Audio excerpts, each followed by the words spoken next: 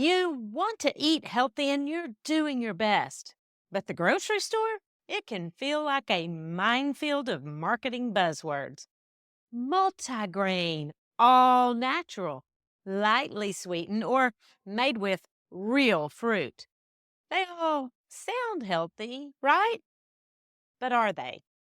We're going to look at the sneaky and misleading world of food marketing under a magnifying glass today so that you know how to shop smart at the grocery store. I'm Dr.Vickie Petz Kasper.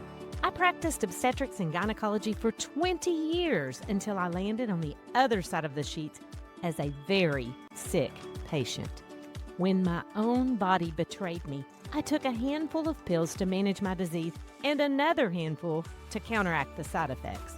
My health was out of control. Through surgery, medications, and lots of prayers, I regained my strength only to face another diagnosis. My doctor challenged me to make radical changes through lifestyle medicine. Now I feel great and I want to help you make changes that make a difference. Healthy Looks Great on You podcast takes you to many medical schools so you can learn the power of lifestyle medicine.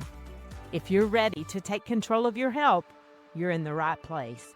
Whether you're focused on prevention or you're trying to manage a condition, I'll give you practical steps to start your own journey toward better health, because healthy looks great on you. Being healthy isn't just about willpower, it's about knowledge. And once you learn how to spot these tricks, you'll shop smarter, eat better, and feel more in control. This is episode 169. Don't fall for marketing tricks in the grocery store. You really do want to eat healthy, and you check the labels and try to make good choices. But let's be honest, grocery shopping can feel like walking through a maze of healthy-sounding words that don't always mean what you think. There are 8 common phrases that show up everywhere on cereals, yogurts, granola bars, juices, and they sound wholesome and smart and safe. But behind the scenes, they are misleading at best and downright deceptive at worst. By the end of this episode, though, you are going to be a label reading pro. You'll learn how food companies use marketing tricks to make junk food sound healthy and how you can spot the truth with a quick glance at the label, because who's got time to stand in the grocery store aisle and read all the labels? I will say that if you missed my episode on reading a nutritional label, then you should go back and listen to that. And I'll put a link in the show notes, but it's episode number 115. Or you can go to my website, healthylooksgreatonyou.com, and just type label in the search bar and it will come up. But if you're ready to decode the deception, let's get started. We're going to go to mini medical school, and today our class is psychology. Psychology is an important part of overall health, and marketers know it. That's why they spend millions and millions of dollars on food packaging. They're counting on you to be pulled in by the front of the package, and the last thing they want you to do is turn it over and read the nutrition label, because that's where the facts are listed. That's why I wanted you to go back and listen to episode 115. But today, you're going to learn that the front of the package is just bait, and there's always a hook. Here's what I'm talking about: calming earth tones so that it looks natural, farm scenery so that it feels wholesome. And there are some buzzwords that sound really good, but they're not.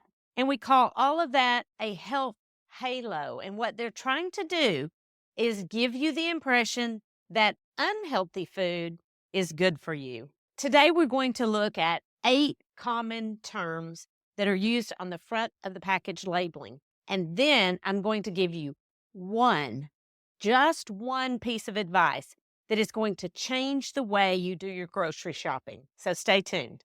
Let's start with those 8 labels. The first one, and you will see this everywhere, is multigrain. And that sounds so healthy because fiber is so important in our diet to have a healthy gut. And so we want to have greens in our diet. But multigrain? No, that's not what we need. It's whole grains that we need. And you see what happens? They can use the word multigrain when they just mean processed grains, but more than one of them. So they could have one or two or even 10 grains that have been entirely stripped of their nutrients, and they can still call it multigrain. And that sounds like a healthy mix of grains, but it's not. Even if the flour is wheat flour and it's enriched and refined, then it's just an unhealthy grain in disguise. And what you really need is whole grains that still have the bran and the germ, because that's where the fiber is. That's where the B vitamins are, antioxidants. All of that is found in whole grain. So what you really should look for is 100% whole grain. Otherwise, multigrain is usually a trick. And a little twist on that is number 2, made with whole grains. Okay? How much whole grains?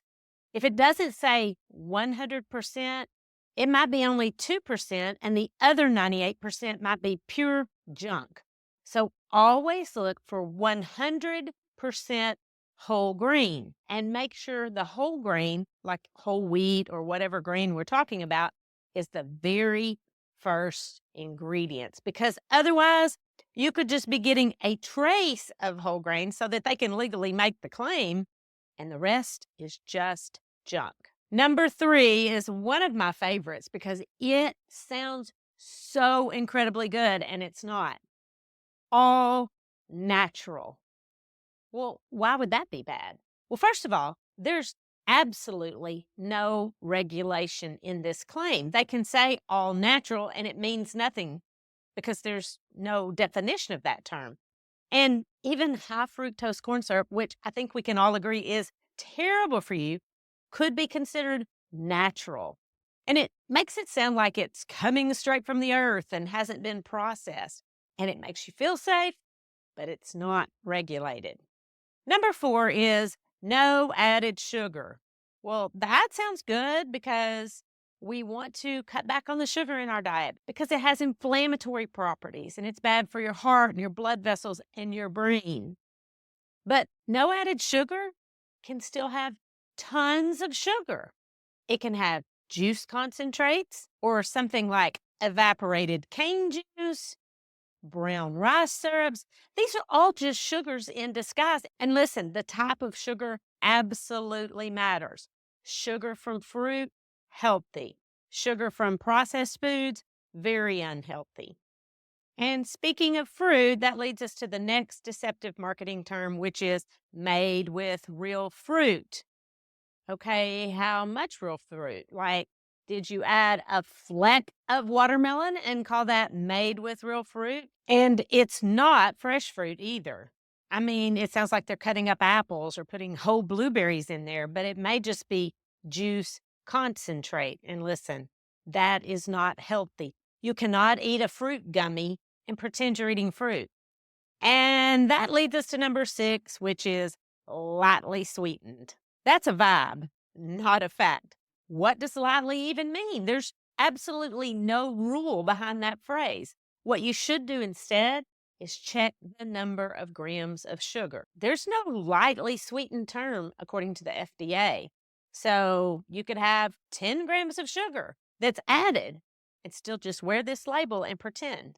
And I recommend that you get all of your sugar from whole food sources like oranges and bananas, blueberries and strawberries, carrots and potatoes. And coming in at number 7 is probably one of your favorites, organic. And yes, organic is great if you're trying to reduce exposure to pesticides, but it doesn't mean healthy. You can have organic candy and organic potato chips. It only means that the ingredients were grown without synthetic pesticides or fertilizer. But organic sugar is still sugar, and an organic cookie is still a cookie. And last on the list is another buzzword, and that is gluten-free. And listen, if you have celiac disease or if you're one of 10% of people who have a gluten sensitivity, that's a big deal. But again, gluten-free cookies are still cookies. And gluten-free makes it sound like that it's low carb or low sugar or low anything bad. And what it really means is no gluten. What is gluten? It's a protein that's found in the whole grain. But unless you have celiac disease or a gluten sensitivity, there's really not a benefit to trying to eat a gluten-free diet. And you may just get tricked into eating more junk food because you think because it says gluten-free that it's better for you, and it's not. So here's what you should do instead. Check the ingredient list, and typically the fewer the ingredients, the better. And if there is no label, that means you picked it up in the produce aisle, and that's best. Second is look at that nutrition label, and remember it's on the back. You can see how much added sugar there is. You can look at the fiber content, how many milligrams of sodium there is, and I have episodes on all of this. If you're interested, just go to my website, type whatever you're looking for in the search bar. And before I give you my number one tip, I have a challenge for you. I want you to be a label detective. In fact, I would say as soon as you finish this episode, go to your pantry and just pick up a package of food. Look at those claims that are made on the front of the packaging and see if you have fallen for one of these tricks. But then I want you to flip it over and read the label, the nutrition labels on the back, and see if the hype matches the ingredients. And don't worry, there's no test on this for many medical school, and you don't have to be perfect, but I do want you to be aware. Here's your one tip. Never look at the front of the package. There is literally no information there that you need. Flip it over and read the back label. If you want to take it to the next level, then try to eat foods that have one ingredient, like spinach or beans, because real food doesn't need a marketing tip. If this episode has made you look at your grocery cart a little differently, that's a win. I recommend that you go back and scroll through old episodes to get more tips like this. But if you learned something really helpful and new today, would you consider subscribing to this podcast or leaving a review? Even better, share this episode with a friend who's trying to get healthy too, because we need to spread the truth and not marketing hype, because healthy looks great on you and all of us. The information contained in this podcast is for educational purposes only and is not considered to be a substitute for medical advice. You should continue to follow up with your physician or healthcare provider and take medication as prescribed. Though the information in this podcast is evidence-based, new research may develop and recommendations may change.